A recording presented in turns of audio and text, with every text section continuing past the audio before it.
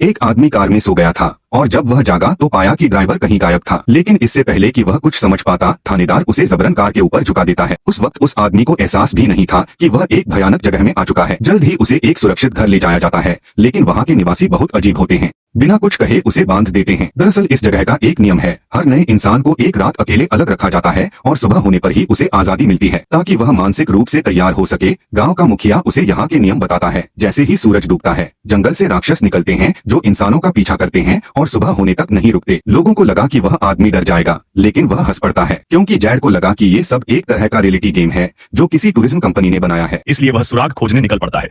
उसे एक कोना दिखता है जिसे वह बाहर जाने का रास्ता समझता है, लेकिन जैसे ही वह वहां जाता है उसे एक लाश दिखती है। लेकिन कुछ ही देर में वह लाश गायब हो जाती है और ऊपर एक अजीब सा चिन्ह दिखता है।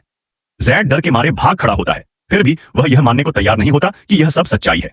उसे लगता है कि जो कुछ उसने देखा वो बस उसकी कल्पना थी। लेकिन जब थानेदार उसे एक जगह ले जाता है, वहां वह खुद ड्राइवर की लाश देखता है जो पहले गायब हो गया था। जैड अब डर जाता है। थानेदार उसे बताता है कि असली खतरा राक्षस नहीं बल्कि इंसान के अंदर का डर है। यही डर इंसान को पागल बना देता है, इसलिए अगर वह शांत रह पाए तो शायद भागने का कोई रास्ता मिल जाए। तभी अचानक वायरलेस रेडियो से आवाज आती है और जैड को कुछ याद आता है। वह रेडियो लेकर दौड़ पड़ता है, क्योंकि वह एक इंजीनियर है और अगर रेडियो ठीक हो जाए तो शायद बाहर की दुनिया से संपर्क हो सके। वह हर कोशिश करता है, लेकिन रेडियो में सिग्नल नहीं आता। फिर उसे पता चलता है कि गांव में एक आर्किटेक्ट भी है। वह उसके घर जाता है और उसे साथ देने को कहता है। जैसे ही आर्किटेक्ट जिम को उसकी योजना पता चलती है, वह तुरंत तैयार हो जाता है।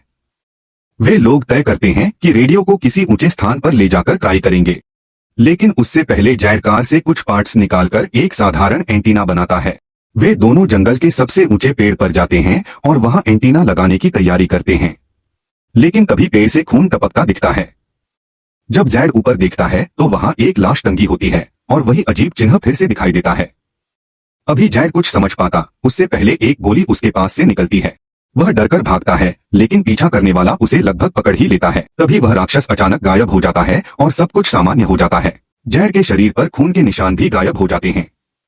जैड समझता है कि उसे फिर से कोई भ्रम हुआ है। डर के कारण वह एंटीना टेस्ट किए बिना ही वहां से चला जाता है, लेकिन उसके जाने के बाद रेडियो में हल्का सिग्नल आना शुरू हो जाता है, यानी उसकी योजना काम करने लगी है। इसी दौरान दरासमा जैड वापस एक रेस्तरां में जाता है और वहां कागज पर वह अजीब चिन्ह बनाता रहता है जो उसे कई बार दिख चुका है। उसे यह चिन्ह समझ नहीं आता, लेकिन एक औरत मिसेस ल्यू यह चिन्ह देखकर चौंक जाती है। वह तुरंत एक कमरे में जाती है जहाँ पुरानी चीजें रखी हुई थी और वहाँ से एक पुरानी डायरी निकालती है। उस पर वही चिन्ह बना होता है।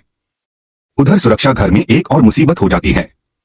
एक आदमी खिड़की खोल देता है और बाहर एक भूत जैसी औरत खड़ी होती है। लगता है कि अब राक्षस फिर से आने वाले हैं।